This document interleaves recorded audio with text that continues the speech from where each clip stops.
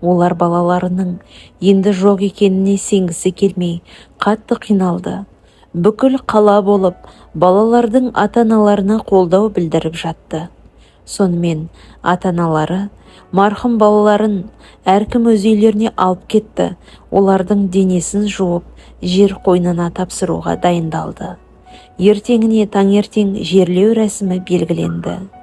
Тура жерлеу рәсіміне әзірленіп жатқан кезде қайтыс болған қыздың үйіне кешегі дәрігер екі өкпесін қолына алып жүгіріп келді.